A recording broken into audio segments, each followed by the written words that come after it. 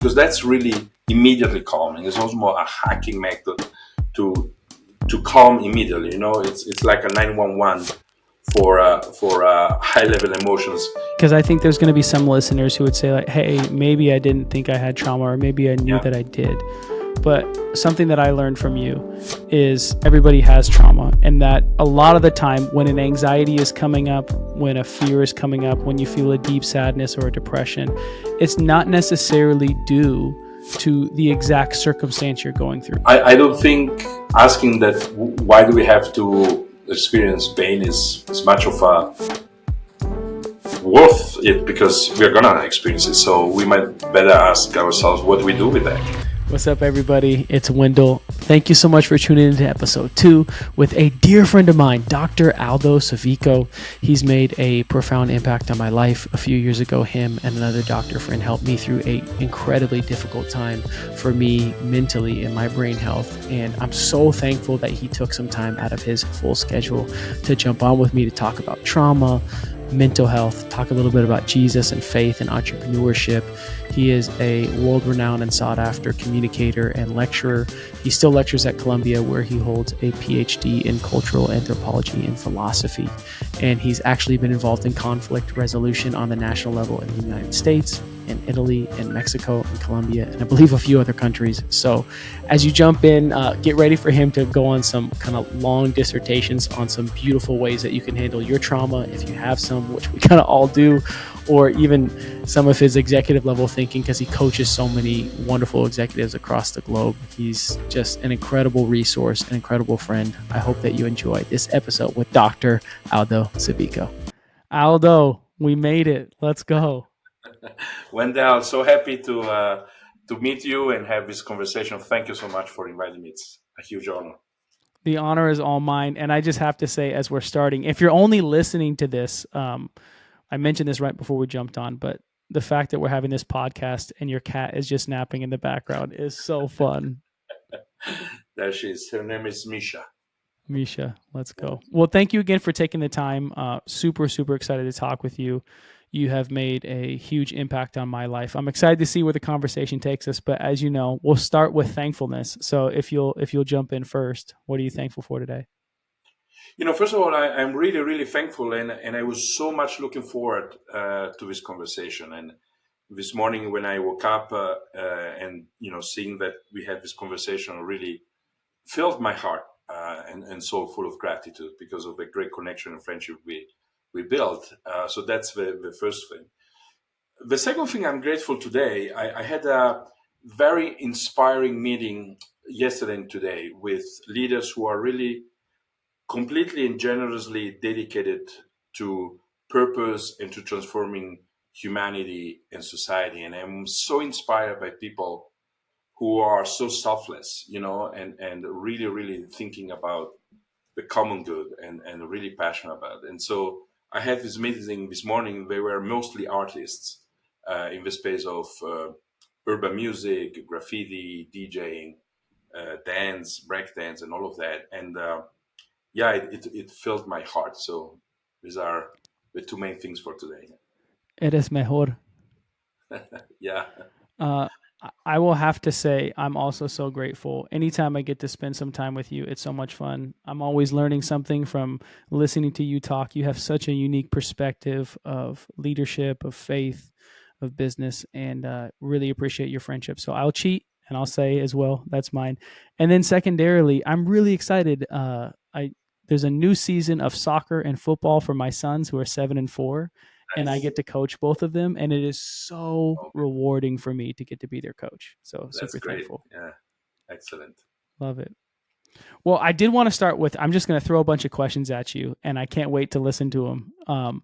Question number 1. So you have become what would be known, especially, and you could correct me here, in Latin America, as one of the foremost thought experts on dealing with trauma and kind of conquering your trauma. You've used some of this practice to help me in my life. And I do want to kind of ask you, before we talk about that specifically, how did that land in your lap? Like, what is the story that would have helped you become an expert on dealing with trauma and conquering your trauma? It's a very interesting question, because a few years back, a mentor of mine, Kitty Pike, who does fantastic work in personal leadership and development with horses. When she interviewed me to join her program, she asked me, Aldo, do you ever had traumas in your life? And my spontaneous response was, no, I didn't. And the reason why I responded like that, because I thought the trauma was like, surviving a car crash or an airplane crash, and thanks God, I never had something like that. Or today I work, a lot of time with people who are survivors of violence or kidnapping, and so I can't now compare those kind of pains with what I went through. So I told her straightforward, I never had traumas. And then when I started training with her, and dealing with a horse right there at the first session, I just discovered how my nervous system was reacting to something that is big. And a horse is very tuned into harmony, but it's also a huge animal that can kill you just with with a move of the legs, right, and kicking you. And so I was excessively prudent and in approaching the horse. And in my dialogue with her, it came out that actually I was doing that, the shrinking, of myself every time I was in front of authority, every time I was in front of someone who I judged or I perceived being more powerful, more authoritative, more important, more wealthy, more rich, more famous, whatever it is, than me. And I was stopping being myself and just making myself smaller and shrinking. And in the conversation, what came out is that I did have actually a trauma when I was a teenager, and it happened in high school with the professor who just abused psychologically of me with a climate of terror and all of that, and making me feel a failure and all of that. And then, of course, my nervous system just registers that, and so moving forward in life, every time I met someone who was in authority and in power and all of that, I was not able to remain myself and stay flexible, but I was just shrinking. And that for me was a really important moment. It was really a gift to discover that, because it made me realize how many times uh, traumas, meaning emotional wounds, are just stopping us and preventing us from being ourselves. How many times we know what we need to do in theory, and then we don't do it. We stand in front of a jungle and we don't go through and fight through that jungle to go where we want to be or we are called to be, because we have some fear, right? Fear of not being enough, or or failing and all of that. And that has many times to do with traumatic events which we might not even remember, but it creates suffering. And I started seeing how in my clients, many times the gap between being very successful and being able to express completely your potential and very reality was this gap. And I'm not a psychotherapist, and I'm not interested in psychotherapy in that sense, but I was interested in tools that can help you to release um, that reaction, emotional reaction or physiological reaction before an obstacle, before something. And that's when I discovered this psychosensory techniques like Havening, which is the one that I practice, which is very powerful. It's something that you yourself can even use. And I remember we did it in our conversations because it's something very organic, and it's something that you can integrate in your life, and you can just increase and transform your well-being by doing that. So in a way, Wendell, throughout my life, for a variety of reasons, I encountered suffering, and it might not always have been my own suffering, but it have been suffering of the people around me, suffering within my family, within my communities, and always had this call somehow to help people to free themselves from suffering. And today, professionally, one way you can say I do what I do, yes, is increase your potential so that you can express it, meeting your objectives and all of that. But it's really about lifting you up and freeing you from unnecessary suffering. We encounter pain. We cannot avoid pain. Pain is part of what we are here to go through and make us grow and transform us. But suffering is is a state that doesn't help us, right? And I remember we talked about that in our conversation, and I always like to think that Jesus didn't end his life on a Good Friday on the cross. That was just a Mm-hmm. moment, a threshold, right?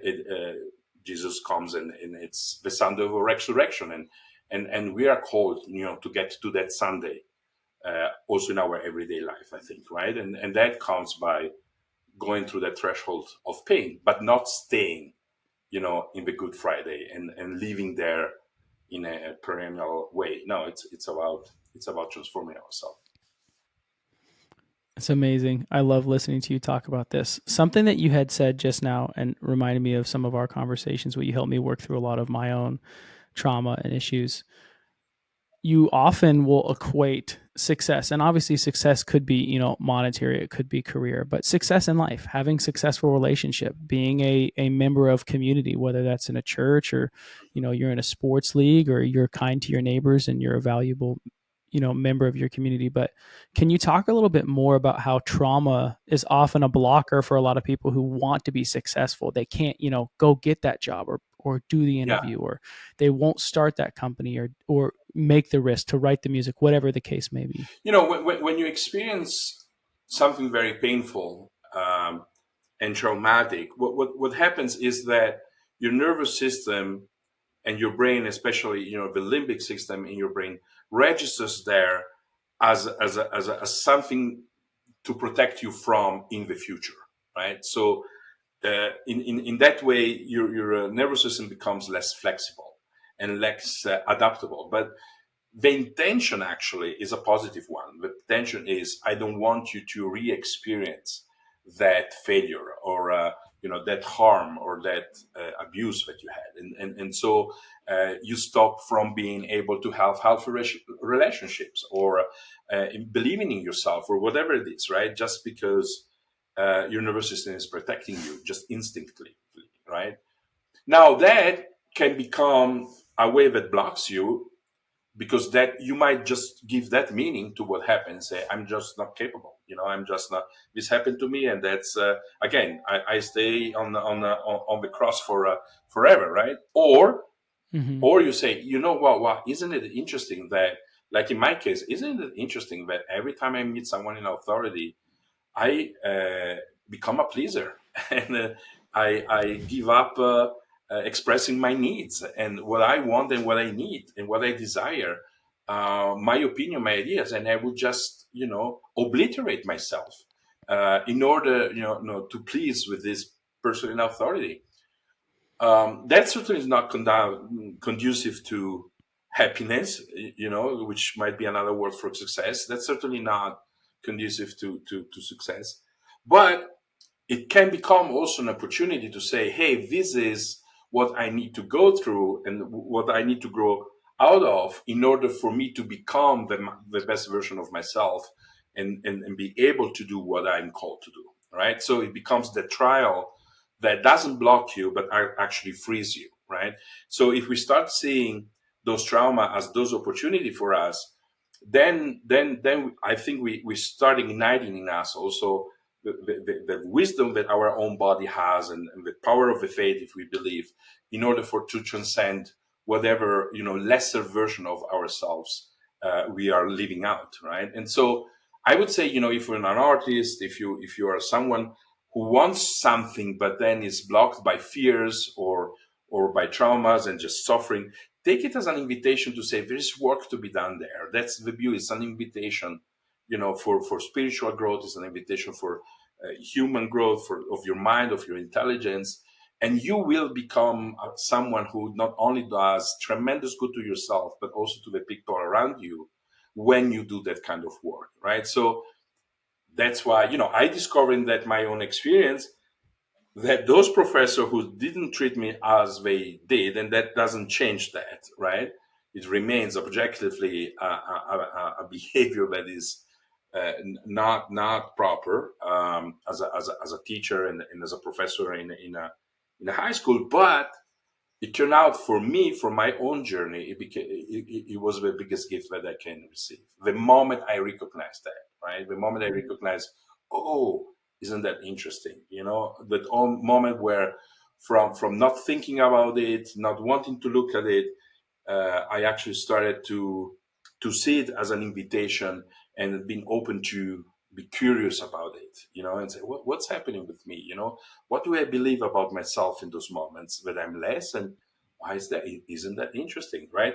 And so that opens again your heart, your will, your mind, and your soul, and you integrate yourself. You become more whole, and as that advent, you are more able to love yourself and others, right? Which is advent certainly what the main work I think we do as human beings is that more and more we're able to love ourselves and others so that we can be a positive presence on earth.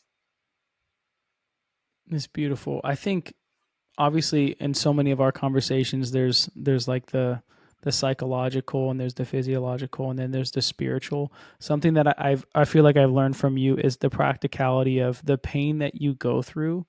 If you're willing to go back and not relive it, not live in regret or live in the depression or the anxiety, but to own the emotions that you had and confront them, it actually makes you a better person on the end. Absolutely.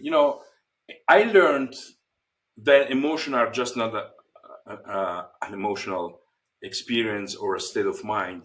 Emotions are information, is data that help you to make better decisions.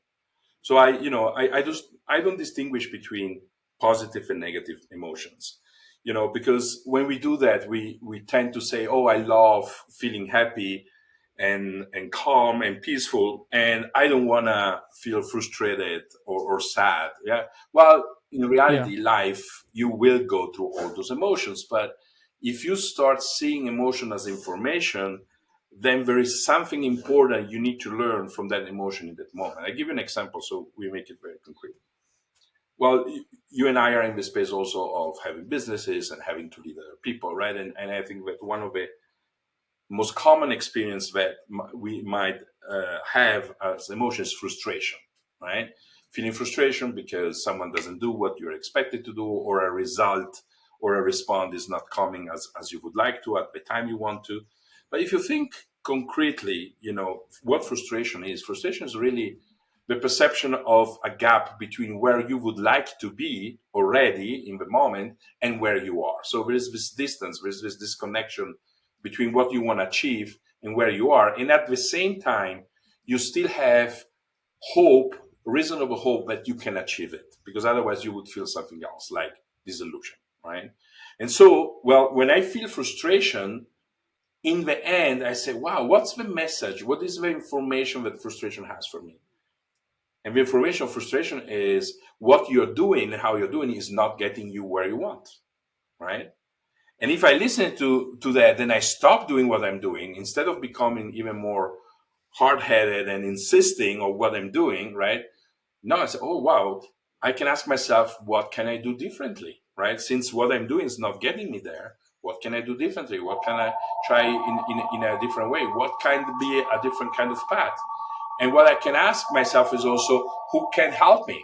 Who can help me to achieve that particular goal? So something that I hear and I remember from our conversations is allowing the pain that you have today to kind of bring you back to an experience or trauma that you might have had. Whereas I think, again, I'm not the expert here, but from the research that I've done through you and through others that are knowledgeable like you, allowing the emotion to bring you back to why you had it without judgment is key. Yeah. So let's stay with frustration since we were talking about frustration, right? And now you might be in the moment and you can feel frustration, right? Well, you can really ask yourself, is this frustration something that is related to the moment I'm living right now? Does this frustration Mm. belong to myself in this moment? And in general, if that's the case, you might even feel intensification of emotion, right? So your body talks even louder to you and say, yeah, I am frustrated. But you can also ask yourself, is this emotion from, the Aldo who is today, 54, or is it a younger version of myself that is experiencing frustration, right? And that's many times can be the case, maybe not with frustration, but with sadness, or with feeling more sort of a victim, or feeling more angry or resentful. It's something that you carry from early experiences, and most of the time early childhood, or up to adolescence, and you are just carrying that energy and that emotion with you, right? That's part of the suffering I was talking about, because you didn't look at that wound, you didn't look at that experience in a way that you can now, as an adult, that can say, hey, yeah, you're sad because at year 7 you were, because of those circumstances you were sad, and now I, as an adult, I can give you a different resource, right? I can give you hope, for example, right? And what would happen to that younger version of yourself if you would have now hope as a resource, right? And that can be really healing and very transformative, right? So many times what we do when we don't feel something, a positive emotion, because we consider that emotion negative, we actually try to look away. Is we want to get off the cross, right? And there's a lot of ways we develop to do that, right? From Netflix binging and staying, hours and days in front of the TV, from taking drugs, from drinking, pornography, sex. I mean, there is a variety of things that we do, which is really a way of managing, with that pain, with that suffering, without looking at it, just anesthetizing it, right? Just turn it off, right? Uh, but when we do that, and we don't do that because we're evil people, we are do that because of ignorance, because we don't know it, because we don't have guidance, because nobody told us, then we stay there and we don't grow, right? Uh, but vice versa, even if in an addiction in something, you see a behavior that, oh, what I'm really trying to do is self-medicating myself. What I'm really trying to do is to switch off that suffering that I had. Well, instead of doing that, what would happen if I start looking at that, and I recognize the invitation I have to grow, right? Then there is tremendous spiritual and human growth. There's tremendous integration. There's tremendous maturity that you can work. And one of my mentors, who actually, Stephen Rule, is one of the founders of Heavenly Techniques, once told me, look at how your clients, what do your clients do in moment of stress? How do they deal with it? And that gives you the level of maturity and consciousness where they at, right? Do they take a moment of stress to go back to feeling more balanced, and so they have positive methods to deal with it, or do they start overeating or whatever bad habit for health or for your own well-being is doing? And that tells you that's where you are really, because where we are tested is not when everything goes well, right? When everything goes well, we are very lovable people. And we are great, and full of light. And but the test is when it's difficult, when something is not going as we desire, right? When something throws us off from our path, when something is really tempting us. So that's the moment of growth. That's the invitation, and we have that freedom, which is a great freedom and a great responsibility, to say, I take on this challenge, right? I embrace it, or no, I look away. We can do both. We have that freedom, uh, that is part of who we are as human beings. So I love what you said. You work with world class leaders, all different nationalities. I you cross cultural boundaries. How many languages do you I speak? speak four right now. I think it's What enough are at they this point. again? Italian, Spanish, German English, and German. English, yeah. and you work with CEOs, people that are managing Yeah, crazy funds, obviously independently wealthy family, and you're finding similarities between them and even some of the clients you work with, like trauma victims, like kidnapping, rape, some of the worst things, most detestable things that can happen to humans, and the corollary, the correlation between someone who's trying to do something special with their life, follow their call, as you and I say to be biblical, and confronting their trauma. It kind of, from my understanding, from what you've shared with me, it's really independent of your socioeconomic status. It's independent of where you were raised and where you're from and what language you speak, right? yeah. I mean, what might change is, what harmed you, what caused a wound, but it's we are all wounded, otherwise we wouldn't have Mm-hmm. needed Jesus coming and saving us, right? It's universal, so we should know just by that we are all wounded people, right? And yeah, and I work with great artists, with athletes, with people who are in high performing jobs like traders and CEOs, and then with a lot of leaders who come from very traumatic environments. But it's the same because we're all humans. What might change is what kind of work you have, a level of responsibility.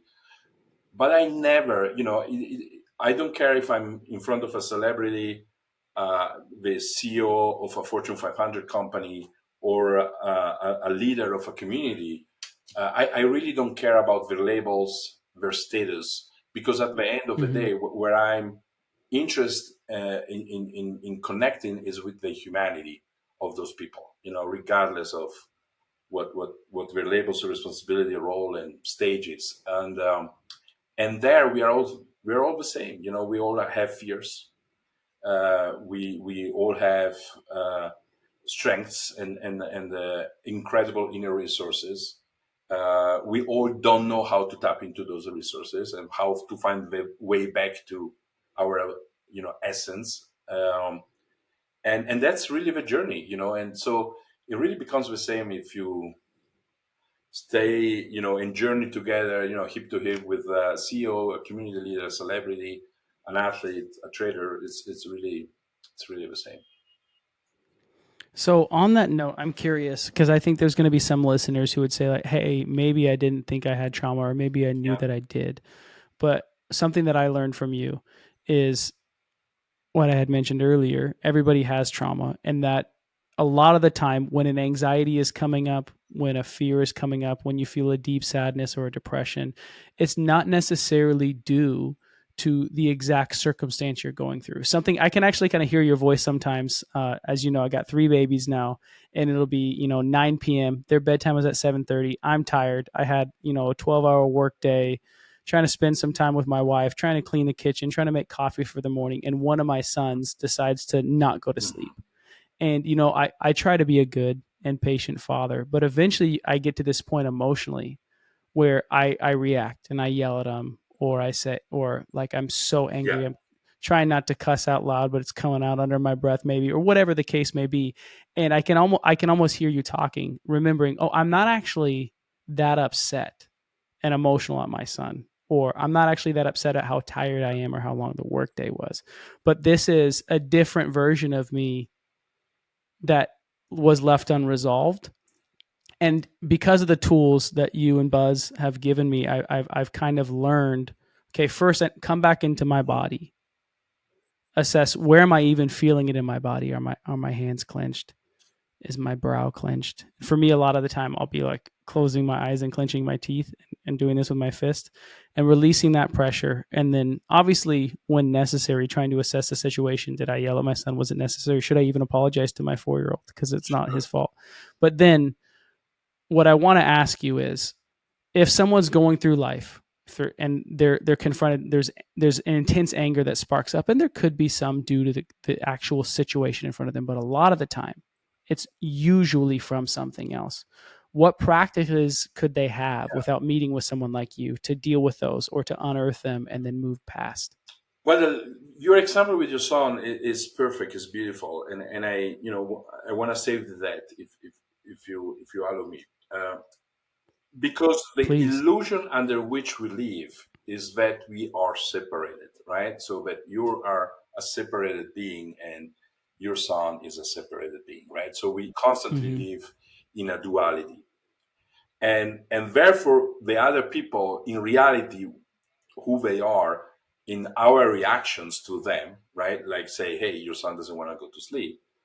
We think from a duality perspective that he is the cause of that frustration or that anger or that loss of patience, right? But your son is just a mirror to you in that moment, right? So the question is not what of his behavior makes you frustrated, but is what are you frustrated about yourself? What are you anger about yourself? You know, your son is just reminding you that you are angry with yourself, right? And and and so when you see that not anymore as a duality, but more just a reflection of something that is happening within you, you know, of conflict that you have within you, well, then the invitation is to heal that, you know, within you, you know, and discovering what with what part of myself am I losing patience actually, right? I'm just projecting it out to my son because my son was just the, you know, the excuse to snap, right? But I am Mm-hmm. snapping at myself. What part of me I'm snapping really? You know, what part of me I'm not patient with? I'm frustrated with.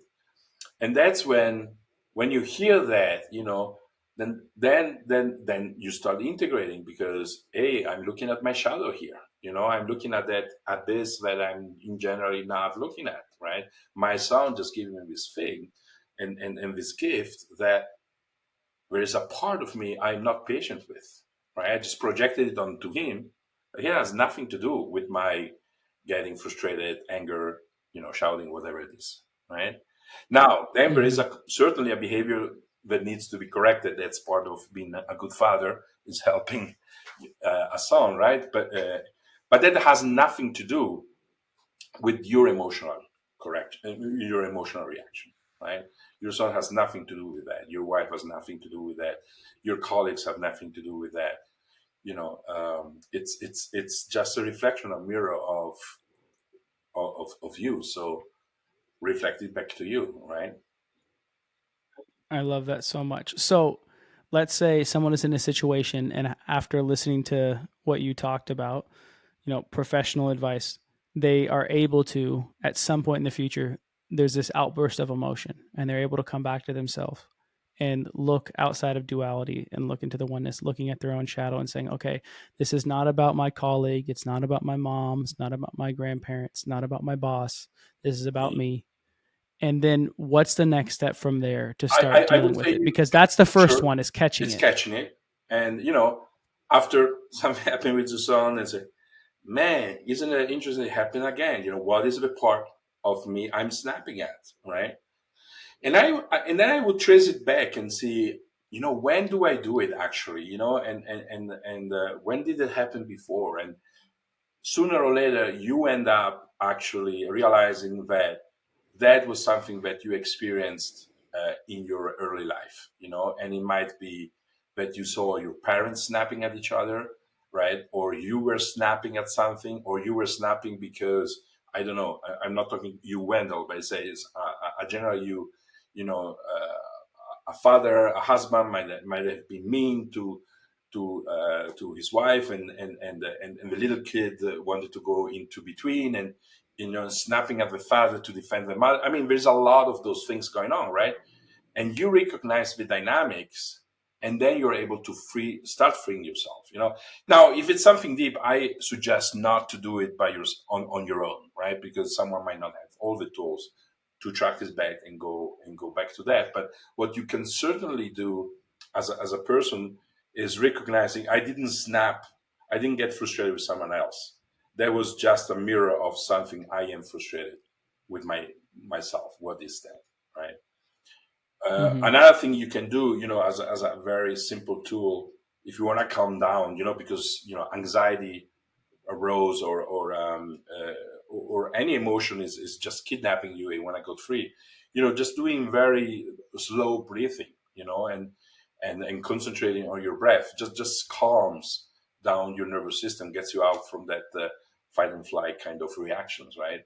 And having, which has this just very natural movements, like this self embrace, right? And you just can do that for a few seconds, a few moments, and or massaging yourself here, right? And or the palms of your hands, and that just creates such a surplus of delta wave in your brain, and those are the waves of deep and restorative sleep. That when you feel that the anxiety or arousing whatever emotion it is, uh, you can say, oh, okay, I breathe, and I maybe with my vision I go to some place like I remember you like beaches and walking on beaches, and you can go there and looking at in your mind, just looking at the beach and the horizon, and just calm you down for a few seconds, right? And then you're back in control, you're back connected with yourself, right? And then you can say, oh, that was interesting where I snapped, what was I snapping at myself? What is the part of me that frustrates me, that gets me anger, and so on, right? So then everything becomes an opportunity for growth. So Hmm. something that might look like, oh man, I snapped like my son, I wasn't a good father, and you start in a whole, guilt kind of trip. That's suffering, right? That doesn't help anything. Doesn't help you. Doesn't help the connection with your kid. Doesn't help anything, right? It's just not useful, not productive. But if you say, "Wow, interesting," now let me look at it, then that becomes an opportunity. Even something that might have been experienced as an imperfection, or that could trigger a whole guilt stuff, becomes an opportunity to say, oh, I can grow here. My son just taught me something about myself I wasn't that aware of. It's so beautiful. I think that I'm even talking with you again is reminding me of some of the conversations we've had in the past. The visualization practices that you've taken me through previously have been really helpful to me. I remember a couple times specifically, we do the breath work, we do some havening, you learn to calm your own body. And then you had mentioned this at the beginning of the podcast, but transferring that, obviously whatever you work through, whatever trauma might have come up, or whatever anxiety or sadness or anger, whatever that emotion was, to hope is really important. Can you talk a little bit about that idea of once you get to that Yeah, point of you're feeling all the emotions, that's actually healthy, it's good, be in tune with your body, recognize next that this is not about that person, but this is about you, and it's a mirror reflecting something you might have that has not been dealt with. Then the next step, going through a havening practice or a breathwork practice to calm your nervous system and bring your brain back to some level of peace. And then the next step being creating some sort of hope, like a hopeful yeah. future from there. And one way just to go deeper, maybe in the first Please. step, once you recognize, oh, isn't it just I'm frustrated? I always invite people I work with to feel it, to identify where in your body do you feel that Hmm. frustration, right? Because we want to go back into our body. Many times when we get frustrated or anxious, and especially if we have a history of trauma, we are disconnected from the body. So educating ourselves to go back in touch with where do I feel this frustration? Is it in my chest? Is it in the pit of my stomach? Where is it? Is it on the palms of my hands? And just connecting with that, and oh, okay, that's frustration. And then you can do a little bit of heavening. And one of the things that I do actually sometimes is to imagine like a little flame outside here, outside my front head, and going into the center of traveling, journeying to the center of my brain as I'm doing that, because that's really immediately calming. It's also more a hacking method to to calm immediately. It's like a 911 for high level emotions that you need to tune down right away, because otherwise they intensify too much, right? So, Why is it that that works? it works because it's a very calming image, right? And when you concentrate on that, it's also a distraction. And when you imagine it going to the center of your brain, the center of your brain is really the limbic system, which is a very active brain. It's the one that puts us in a flight and fight mode, right? And so that's a common method. And when you do that, then you give your brain delta waves, and so that's fast, right? And then you can start, in a different moment, because maybe you're in a meeting or you're in interaction with your kids. It's not the moment to say, where does this come from, or what is the part I'm frustrated. You can do that later. You can journal about that. You can take a walk and think about that, and then integrate whatever information comes from. But the part you're asking about, the hope, right? If we go back to frustration, and I recognize, oh, I'm frustrated because I'm not there where I want to go. I'm not getting what I want. Well, that's, first of all, it's an invitation, once, to be patient, right? Second is also to persevere, because I have still good reason to think that I can achieve that goal if I'm frustrated, right? But then when I ask myself, so, okay, what I'm doing is not serving me, what else can I do? Or who can help me? Well, that opens me up to hope, where I can still achieve my goal, right? It opens me up to curiosity, what else can I do? It opens me up to creativity, how can I solve this in a different way? With whom can I work? Who can give me a good advice to do it, right? So that in itself moves you to a different state of mind. So the Hmm. problem is never that you feel frustration, or you feel sadness, or you feel anger. Sometimes we even develop a sort of a guilt if we feel certain emotions. No, we should be free of that.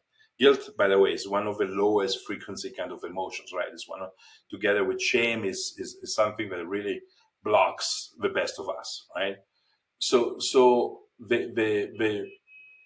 the work to be done is to, hey, information, emotion is information. I listen to the information and I act upon that information, and that takes me out of suffering right away, because that takes me to, higher level of emotions, like I said, curiosity, hope, creativity, right? Hmm. So the only thing we shouldn't do uh, is stay in an emotion that is blocking us, right? Which is a limiting emotion, like frustration. Because then, if we stay in frustration, it intensifies and it becomes anger, or it becomes passivity, and we get completely blocked and we don't do anything, right? So we need to snap out from suffering, and that's really the journey. That we grow when we become that flexible with our emotion, recognizing that in every emotion there is intelligence, there is information, there is data that I can integrate to make a better decision for myself and others. You said a moment ago that I think you said, was it guilt and shame Hmm. are the lowest Lowest, frequency? yeah, Was those? yeah. Can you describe what that means a little bit more? If you want to talk in terms of density, right, or weight, well, you can imagine emotions like hope and curiosity and love and peace being very light emotion, right? Emotions that free you, that let you be very agile and flexible, right? Those are freeing Hmm. emotion. But guilt and shame are very heavy emotion. They keep you down. They keep you anchored to to earth. They don't make it possible to look up to life, right? And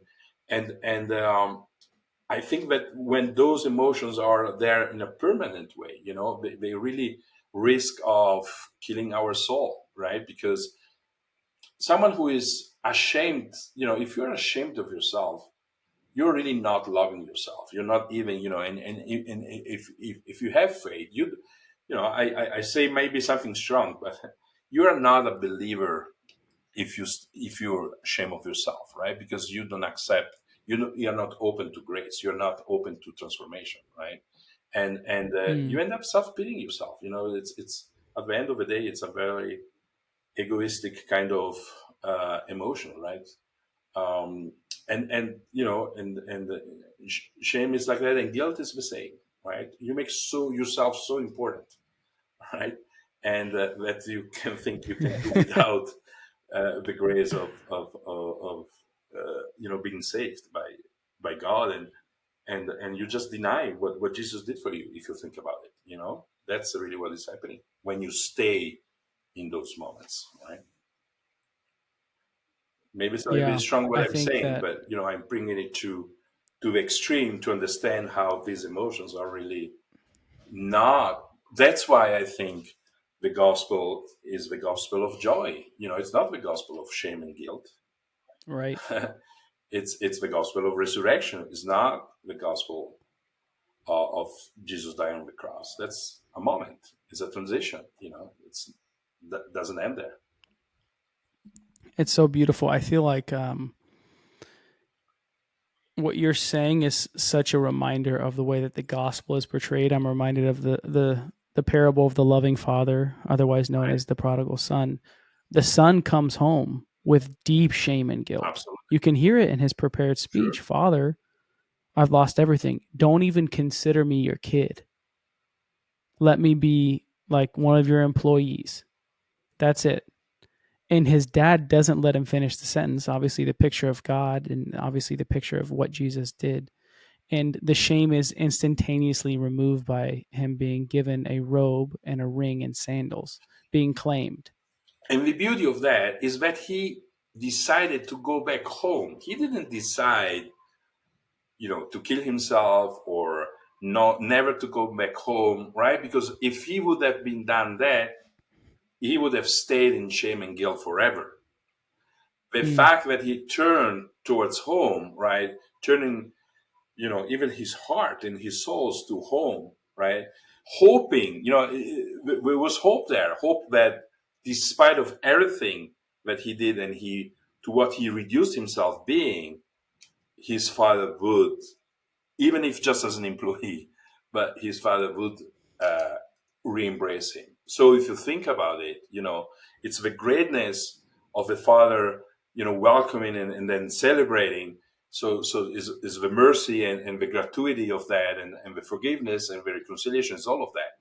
But it's also, so within the framework of what we are talking, I think is also to recognize that the son, despite on how guilty he felt because he knew what he did, he turned to hope that his father would mm-hmm, would forgive him. Right.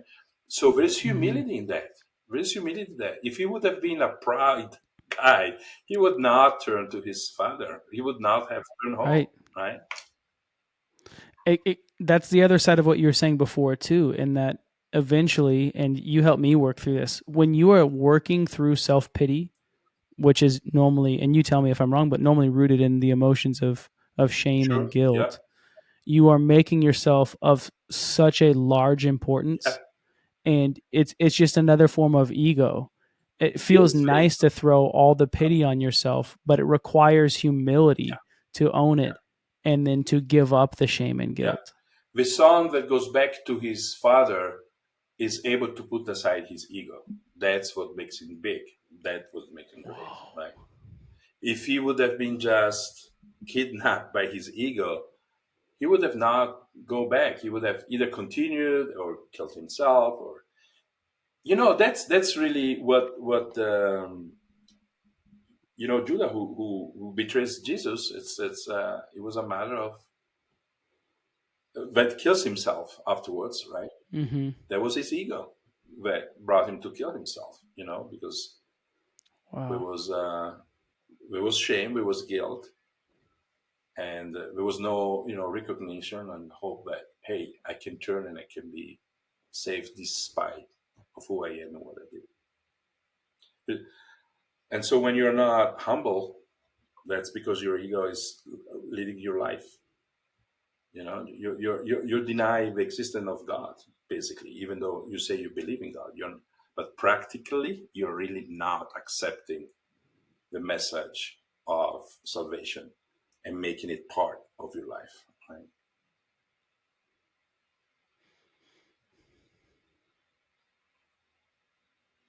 I've never considered. either of those two passages purely from the concept of ego, meaning Judas betraying Jesus and killing himself, because he obviously, his betrayal, if you're not familiar with the story, Judas was one of Jesus's 12 disciples, and his betrayal was a little bit more on the nose, in that he actually received coins and transferred Right. Jesus over to the Roman soldiers, whereas Peter denied him verbally that he knew him because he was fearful of his life, and the other disciples deserted him out of fear for their life. Judas was obviously a little bit more poignant, but when you look at the passage of Peter being restored when Jesus is making him breakfast on the shore, Jesus in his kindness extended grace, and understandably, from looking at the canon of scripture, he would have done the same Yeah. Why not, right? for Judas. Yeah. And in Peter, we have a reflection again of the prodigal son. I mean, no, though he doubted, he went back to Jesus. He stood with him, and was sorry, took responsibility for that moment of doubt, right? So there was no ego there. Mm. If he would have had ego, he would have not gone back to Jesus, and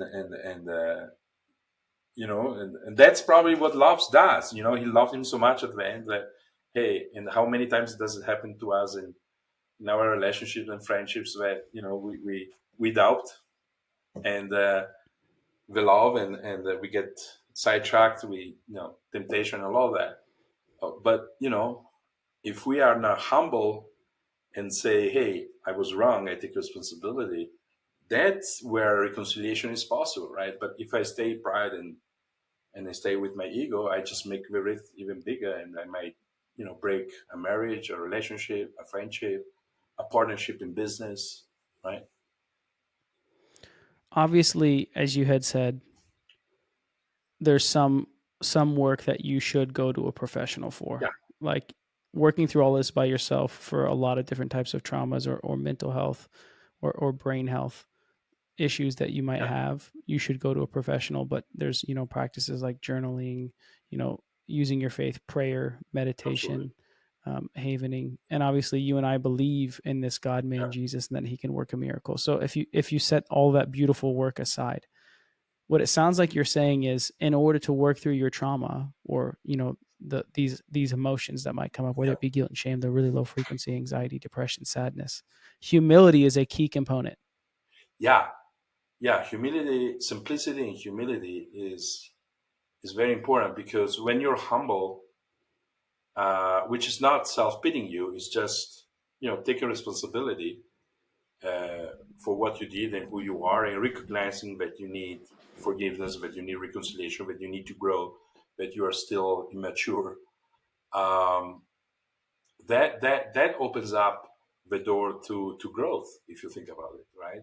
If I'm not humble, and I even think that I can do it by myself and this is not a big deal, or yeah, then or I am ashamed talking about my weaknesses, and because I want to protect my image, the perception people have of me, and that splits you. Mm-hmm. That really fractures you within, and that separates you from your essence, from your core, from who you are, and that goes then really, really wrong.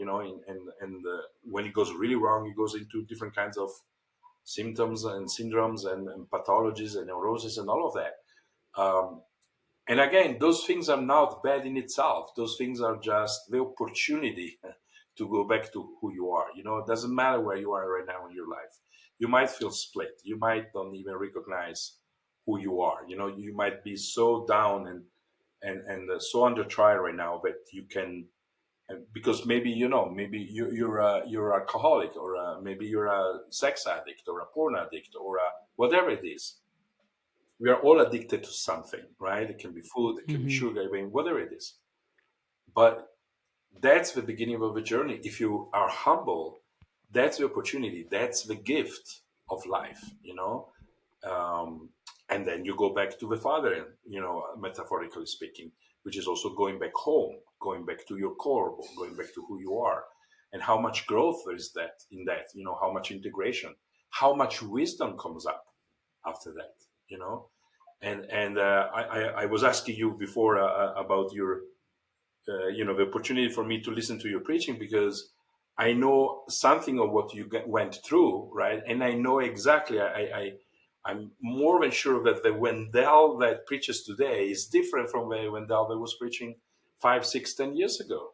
You might even use the Hmm. same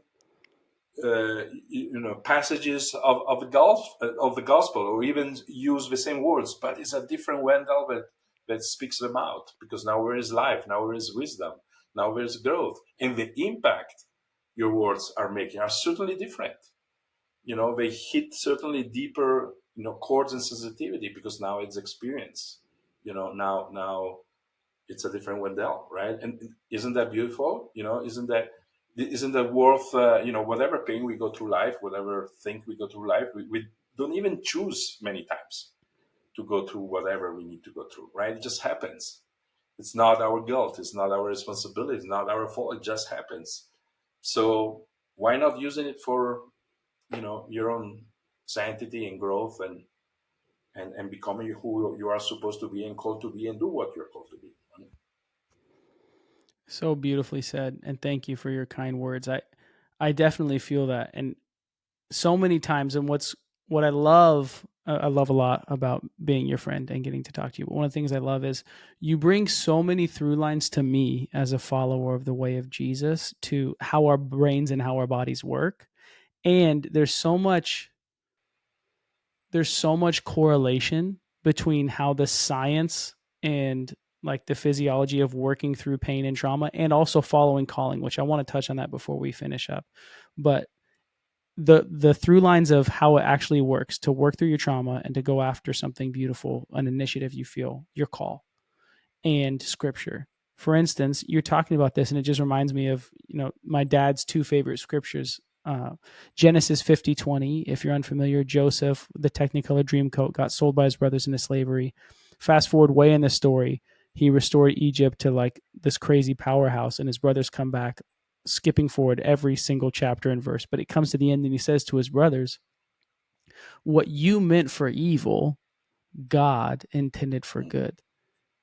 And then obviously there's a version of that where Paul writes to the church in Rome, which is so pertinent to today, because all of us are kind of living in a cultural epicenter with the connectivity of the online environment, Instagram and all these great tech companies. Even if you're not living in an LA or Prague or Sure. London or New York, we're also connected.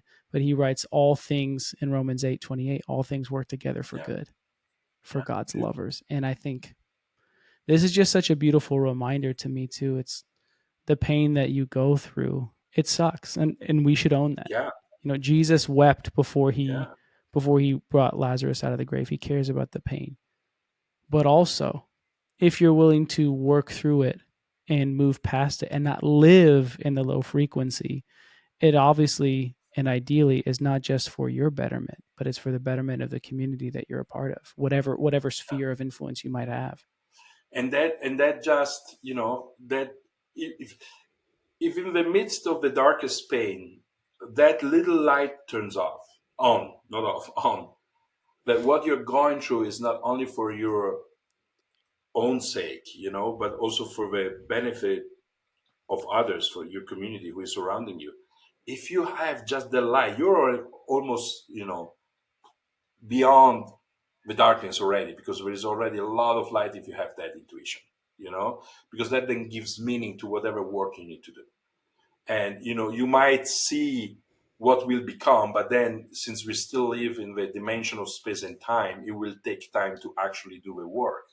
But if you understand that that's the deeper motivation, is you do it for yourself and for others, that's the beauty. And the other thing, on I was thinking, listening to you when you said, the physiology and the brain.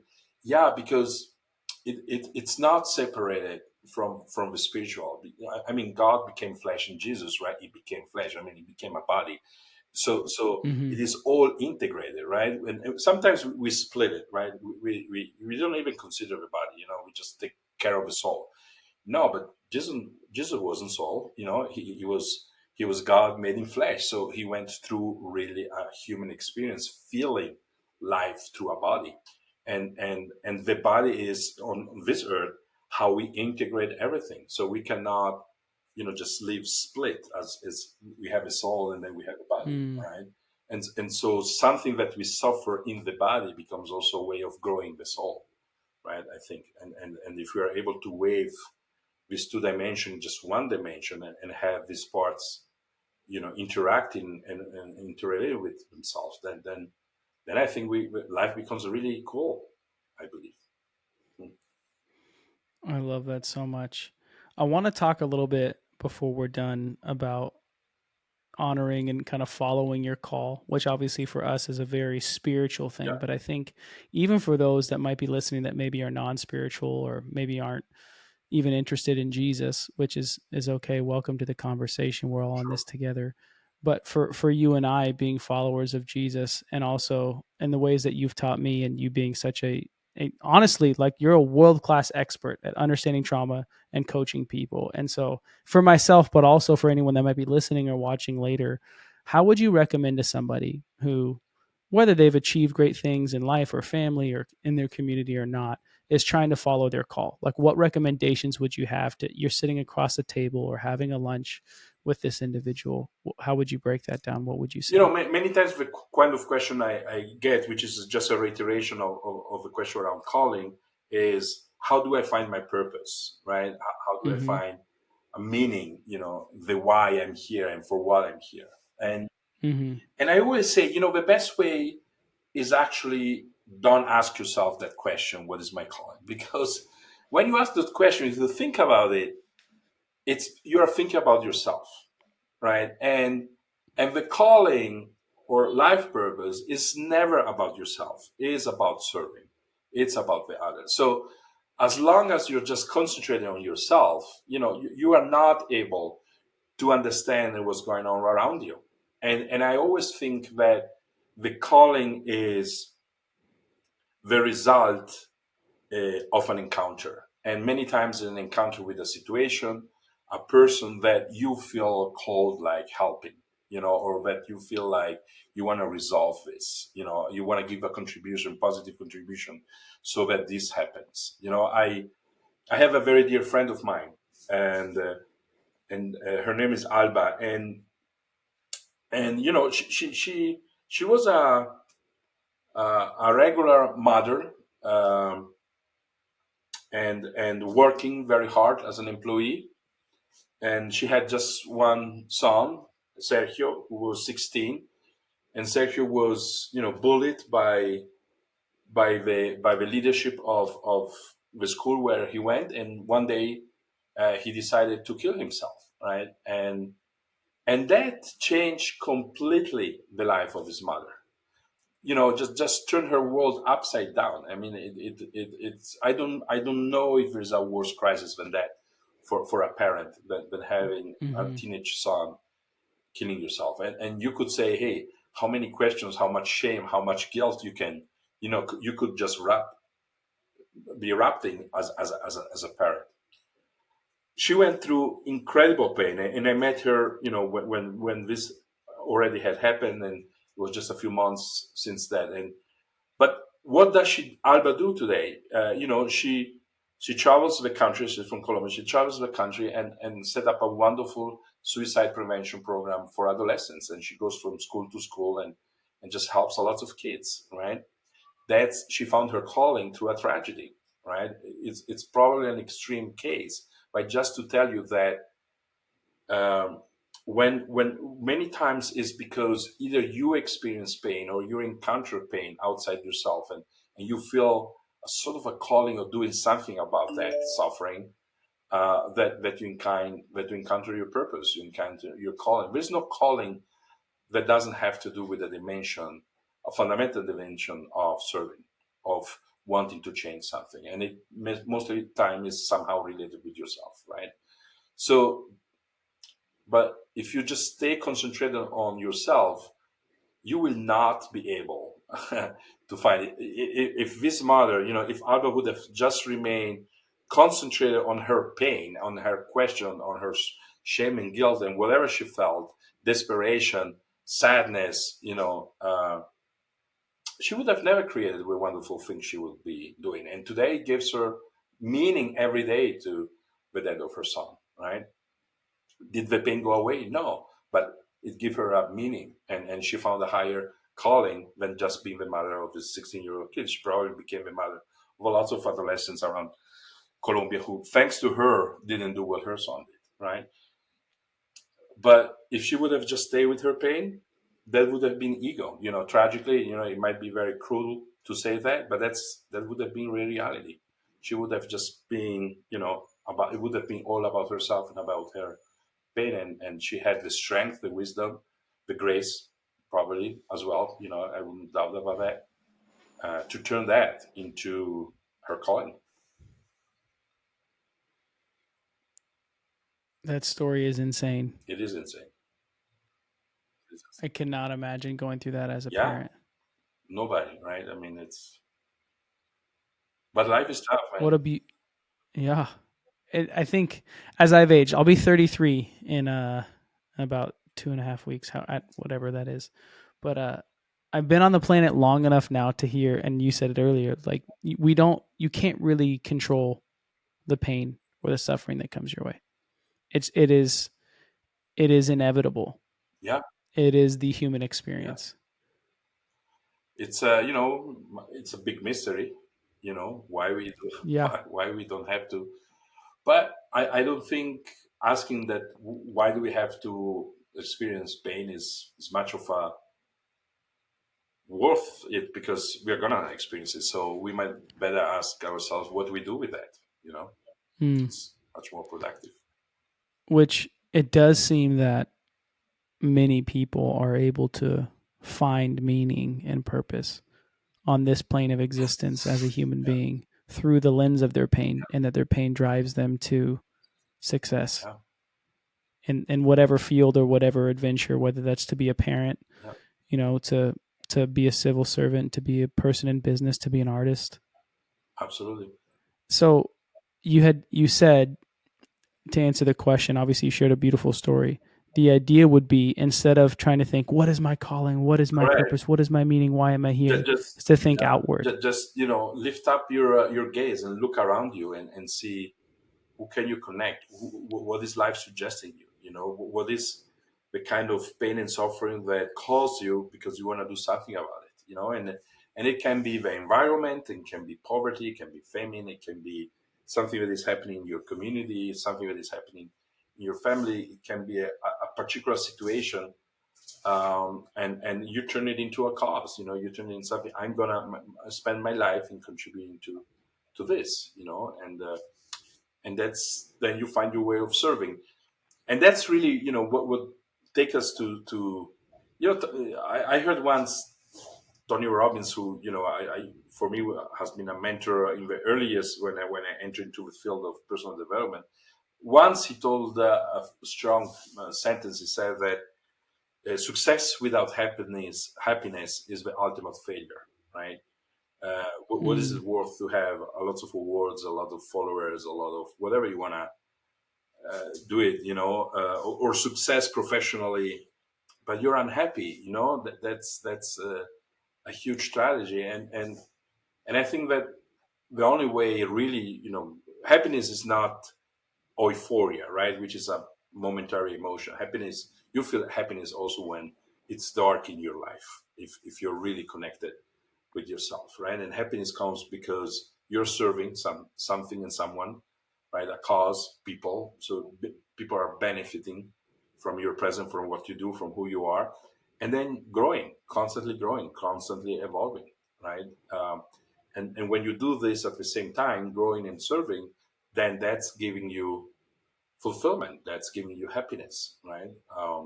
And then you can also have success in the traditional sense, in terms of money, in terms of achievements, in terms of goals, Hmm. whatever the measure, whatever it is, it doesn't really matter. Um, but the second without the first, I think, leads to a lot of suffering in reality.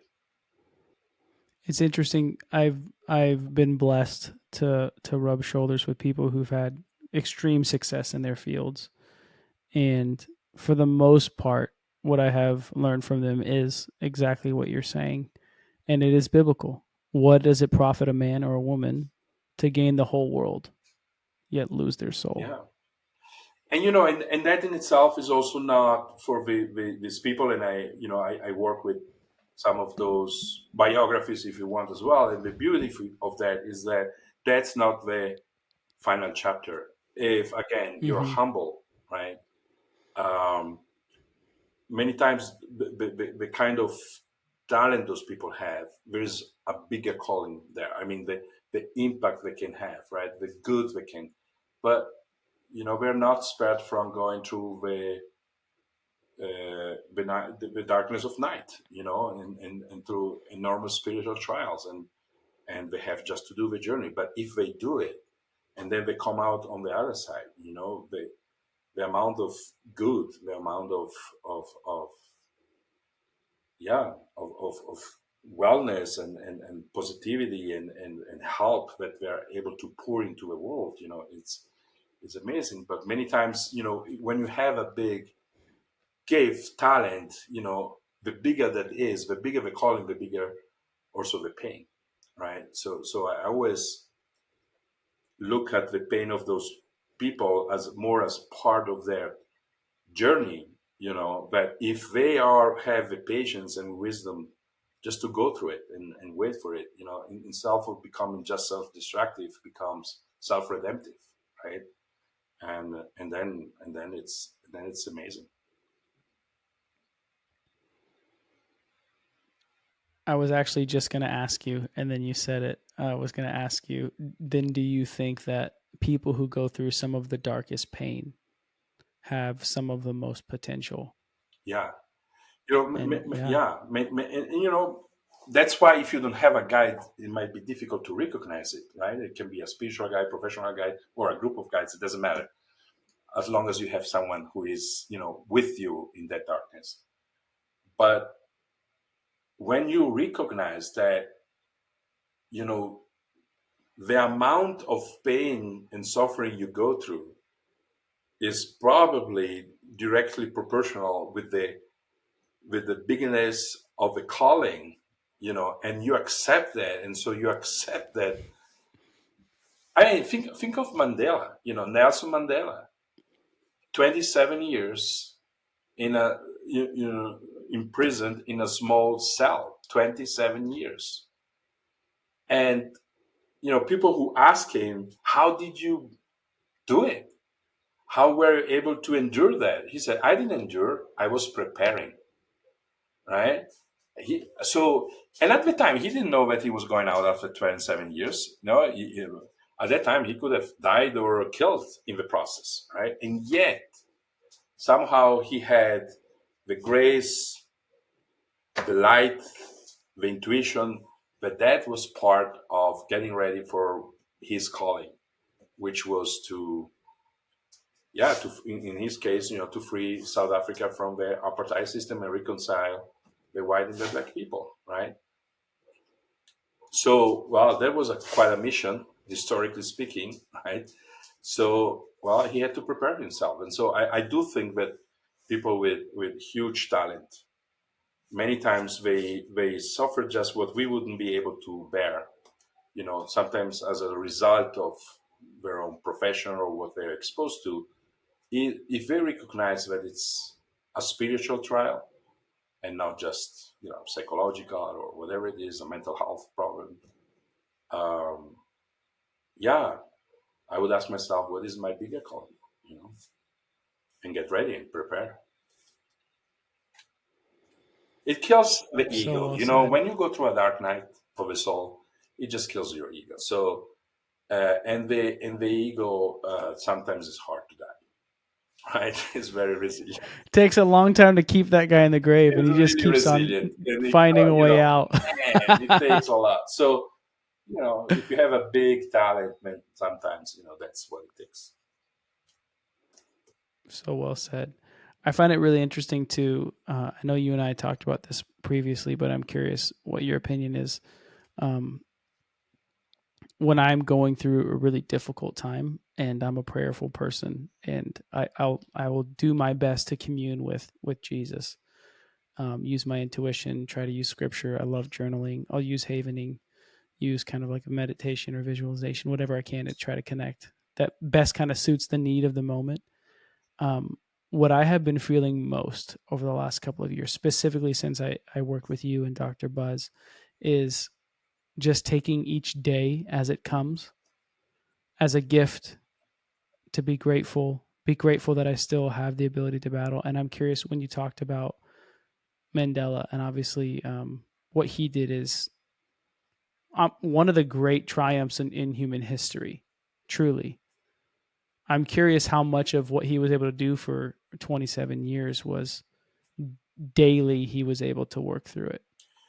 Definitely, and that's, and certainly not losing sight of why he was there and what his purpose was, helped him to build that resilience, right?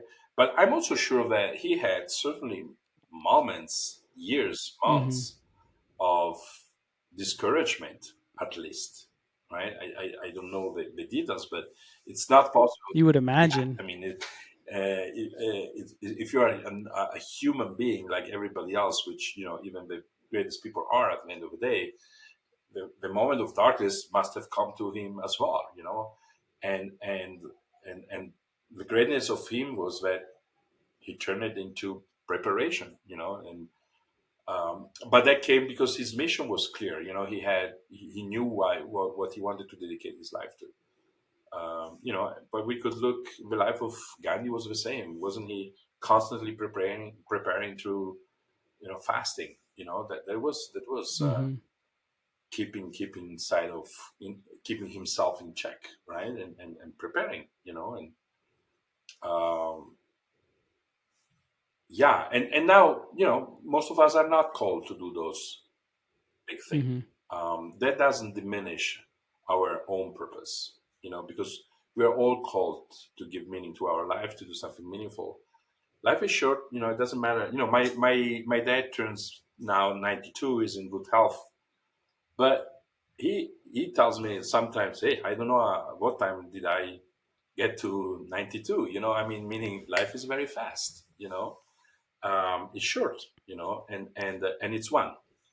So it's not that this is hey, let's see how this goes because the next one then is gonna be better. No, that's what we have, and we don't even know how much of that we have. So why not taking advantage of, as you say, of every day, and every day trying to be our best version and working through whatever we have to work through and becoming who we need to Absolutely. become.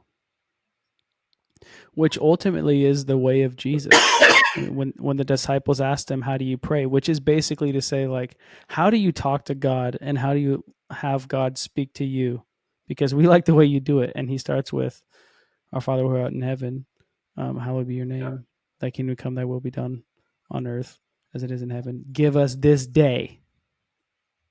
And then again, when he's talking about worry and anxiety, he says, "Look at the lilies and look at the birds. God takes care of them." So I say to you, forsake your worry. Tomorrow has enough worry for itself. yeah, Basically, he's saying, just handle yeah. today. By the way, the only thing we have control, more or less, about and of is the present moment. It's me being now Mm-hmm. here with you. That's all. Right now, I can be. I am in this conversation. I am not in the next moment. I'm not in whatever happens in the next 10, 15, 20 minutes or what is happening tomorrow. I have my plans, but really the only moment where I can be the best version of myself is right now, right?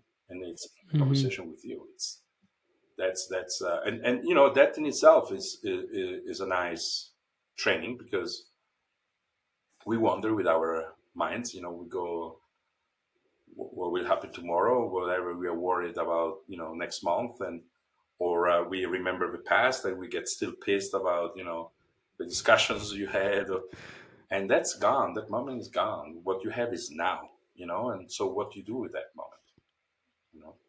Right. There's something that you've taught me, and I think I thankfully have done some of the work, but a lot of it is just the realization, and for me as well, the work of Jesus. But all I can really control, and it's an illusion because I can't really control it, is maybe about 30 seconds at a time. Because at any moment, something could interrupt one of us and Sure. it's just done, which is wild. Spend so much time worrying or fretting about the past and feeling anxious about the future Yeah.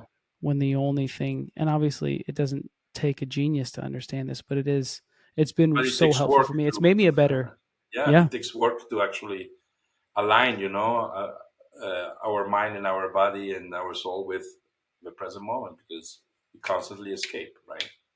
And yeah, I mean, that's that, if we would just concentrate on that our entire life, that takes our entire life to get good at it.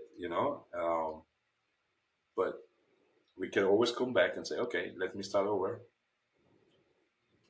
Let me go back to the present. We can always do that in every moment. it's beautiful. There's I don't think it was Dallas Willard, but he might have wrote the foreword. I read this old book by a Christian mystic, and he called it The Game Within Mm. Minutes. Have you ever heard of No, this? no. Where the goal is how many, and playfully, not religiously or like sheer discipline, but playfully, the game with minutes, the idea is that how many minutes per day can you realign your focus to God? And not like, God, am I being good or bad, but like the God that you and I serve, the gracious, loving, caring, inviting God, forgiving, the one who, if you humble yourself, he'll help you. And I think that's such a beautiful Yeah, microcosm of what we're talking about, yeah, relating it back to him. beautiful. It's the best. Well, eres mejor, mi hermano, y amable. Muchas gracias, Wendell. Fantastic to talk to you. You know that I always loved it. I always look forward to these moments that we share. Yo también. Thank you so, so much. Really, really excited to do this again sometime in the future. Absolutely. It will be All my right. pleasure. Thank you so much, brother. Thank you. See ya.